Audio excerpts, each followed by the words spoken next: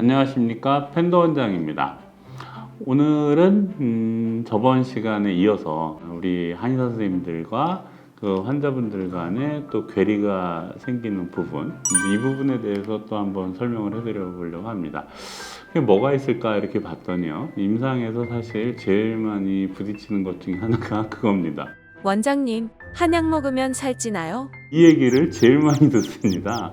사실 뭐 저도 이렇게 몸이 큰 편인데, 저는 정말 저희 어머님이 쌍둥이 가졌다라고 했답니다. 소문에는 뭐 제가 직접 나면서 저가 보지는 못했으니까. 그래서 이제 저 때는 집에서 출산을 했어요. 그래가지고 집에서 이제 출산을 했는데, 이제 3파죠. 그분이 워낙 커가지고 지금 그걸 빨리빨리 처리를 해야 되는데 처리를 못하고 그냥 엉덩이만 계속 때리고 있었거든요. 너무 튼실해가지고. 그래서 이렇게 타고나기를 뭐 크게 타고나는 사람들이 있어요. 뭐 한약 먹어서 혹시 3대째 하다 보니까 아버님이나 할아버님이 그 한약을 많이 먹여서 이렇게 컸을까, 이렇게 생각하시면 안 되고, 원래 이렇게 튼실한 사람들이 있습니다.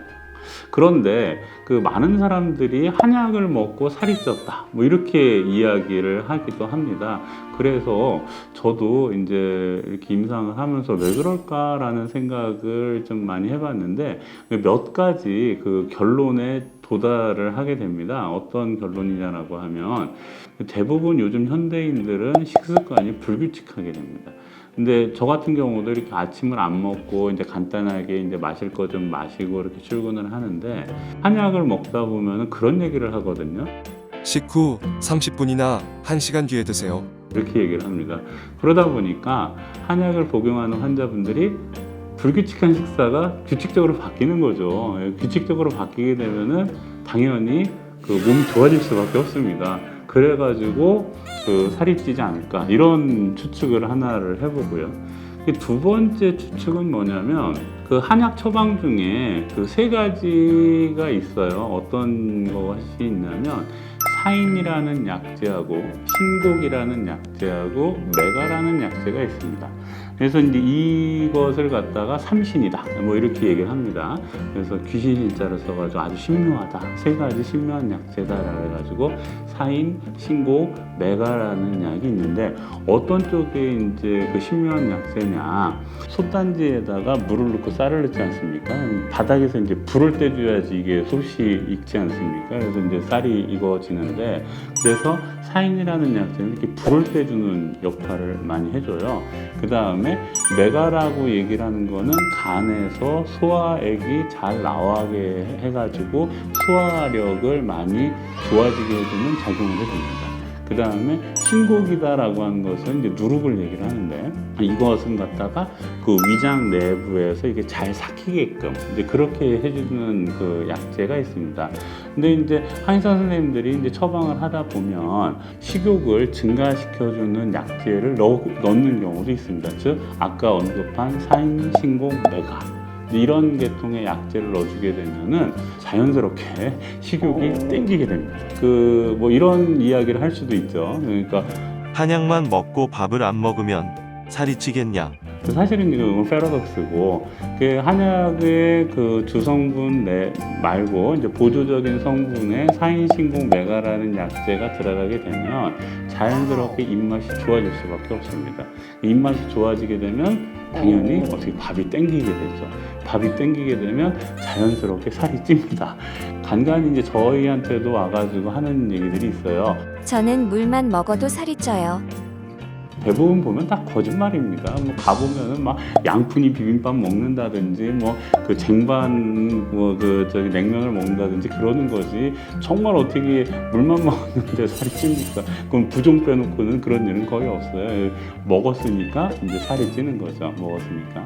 이제 한의사 선생님들한테 처방을 받은 다음에 이제 나가시다가 다시 들어오는 경우가 있습니다. 어떤 경우냐면, 원장님, 저 이거 먹고 절대 살찌면 안 돼요. 이거를 미리 얘기해 주시면 돼요. 미리 얘기해 주시면 한의사 선생님들이 이제 몸을 봐가지고서는 거기에 이제 사인신곡 메가라든지, 그러니까 식욕을 증가시키는 약재들을 빼놓고 처방을 하는 경우도 있고요. 그 다음에 식사가 불규칙했던 것이 한약을 먹음으로써 식사가 그 그 규칙적으로 바뀌어서 몸이 좋아져서 살이 찐다라고 하는 경우는 자연스럽게 먹는 양을 좀 조절을 해주면 됩니다. 먹는 양을 좀 조절을 해주면은 그렇게 살이 찌지는 않을 것 같습니다. 그래서 오늘은 이 부분에 대해서 설명을 해드렸어요. 그러니까 한약을 먹으면 반드시 살이 찌느냐? 솔직히 말하면 진짜 이렇게 삐쩍 마르신 분이 와요. 삐쩍 마르신 분이 와가지고 저는 정말 살이 찌고 싶어요. 이렇게 얘기를 하면 그렇게 해도 안 찌는 경우도 꽤나 있습니다. 근데 한약을 먹고 살이 쪘다 뭐 이런 부분들은 아까 얘기했던 대로 식사가 규칙적으로 바뀌면서 몸이 좋아지다 보니까 살이 찌는 경우, 아니면은 그 한의사 선생님들이 그 식욕을 돋궈주는 그 약재를 투여를 하는 경우, 이런 두 가지 경우가 있으니까 한의사 선생님들한테 처방을 이렇게 해달라고 의뢰를 하실 때 이야기를 해주시면 됩니다. 식욕이 너무 과항되지 않게끔 해주세요. 이렇게 얘기를 하면 한의사 선생님이 거기에 맞춰서 처방을 하는 거지, 무조건 하고 한약 먹고 살쪘다 이거는 아닙니다. 저도 예전에는 123kg 나갔거든요. 근데 지금은 한 92, 3kg 나갑니다. 너무 한약에 대한 그런 일방적인 그 비난, 뭐 한약만 먹으면 살이 찐다, 뭐 한약만 먹으면 간이 나빠진다, 뭐 이런 식으로 해서 이야기하는 것은, 폄훼하는 것은 옳지 않다 이렇게 생각을 합니다. 다음 시간에는 그래서 과연 한약을 먹으면 정말로 간이 나빠질까? 이제 이 부분에 대해서 한번 또 설명을 해드리도록 하겠습니다. 네, 감사합니다.